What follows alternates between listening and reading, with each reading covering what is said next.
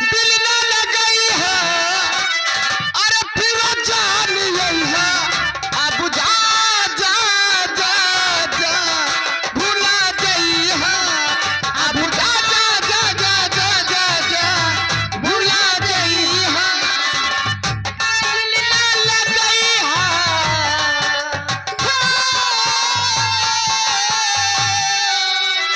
दिल ना लगई है फिर जान यही है अब जा जा जा जा भुला गई है अब जा जा जा जा जा जा जा भुला गई है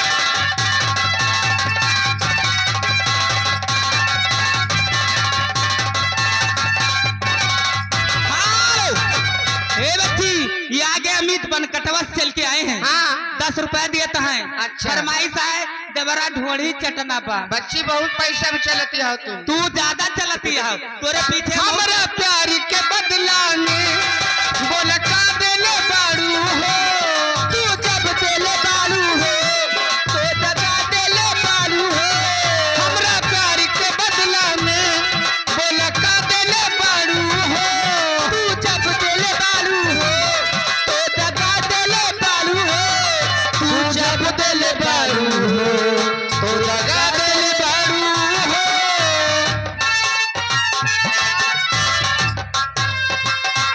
याद मत आई है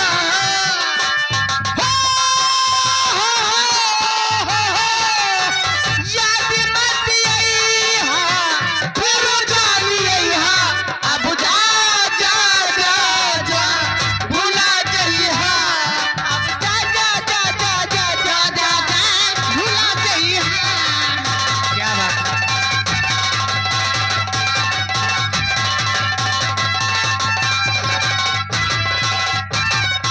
तोहरा के दे देली ई तोरे जा करी के कबहू ना बनलू तू अनकम के साई के हेलो हो ये हमारे विकास भाई इसी ग्राम सभा पासनपुर निवासी ये 10 रुपए पुरस्कार आया है लेकिन गाने की फरमाइश है मैडम देवरा ढोरी चटनावा हेलो हो बत्तिया नदिया पतनाबा हो बत्तिया नदिया पतनाबा देवरा ढोरी चटनाबा देवरा ढोरी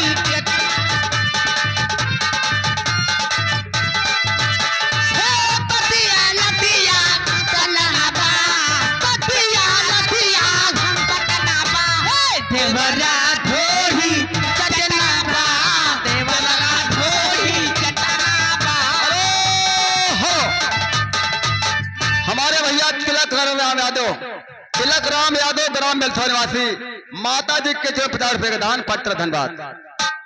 हेलो राज टेलर बड़ी नहर उनकी तरफ से हमारे लिए 50 रुपए आ रहा है।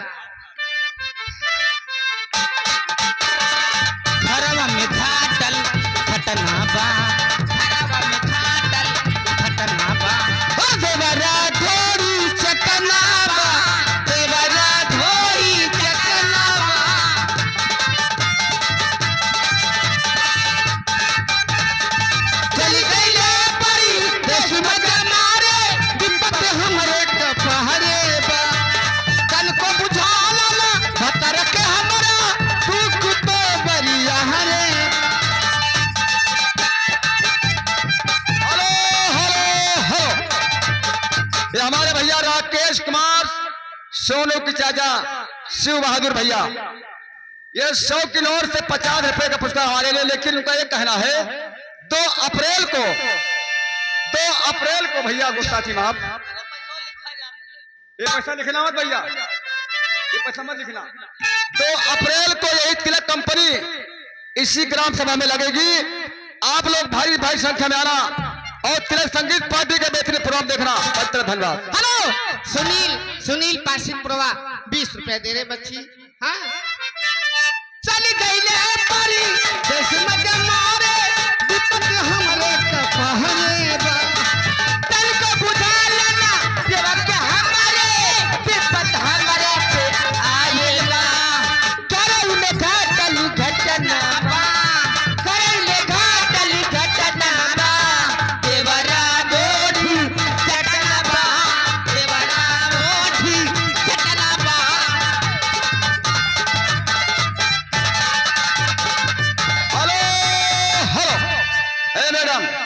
तिलक भाई, ये सोमनाथ मिस्त्री जो हम लोगों को पार्टी बंद हो यहाँ प्रभाव करवा रहे हैं। सोमनाथ मिस्त्री 50 के नोट मान 10 रुपए 40 रुपए वापस दे दीजिए।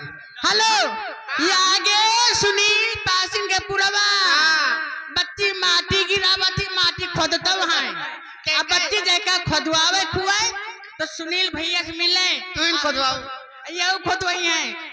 और उनके लिए कहना क्या है? क्या? चलते चलते हाँ हाँ तुझको साथ से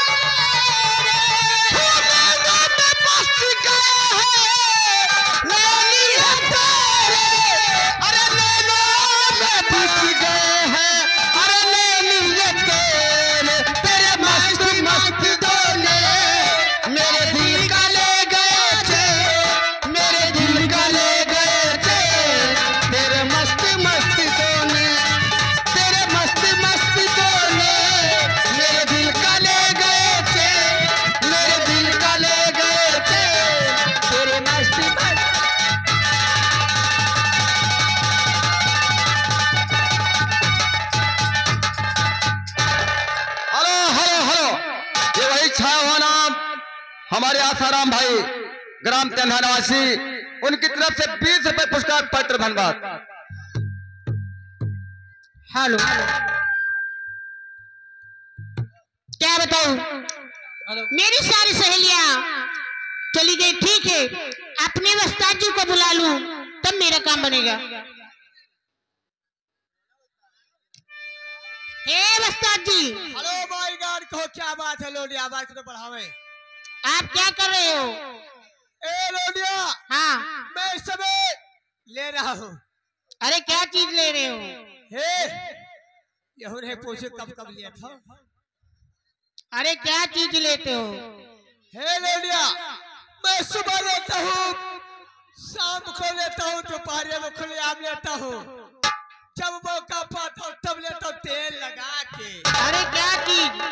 हे, हाँ, तू घबराएगे हो बुआ बच्चे? नहीं, ऐसा नवराज चलता तो घबराओ ना। मैं कुछ चीज नहीं ले रहा हूँ, मैं सिर्फ दुर्गा जी का नाम ले रहा हूँ। तो माता जी का नाम लेते ही चले आओ।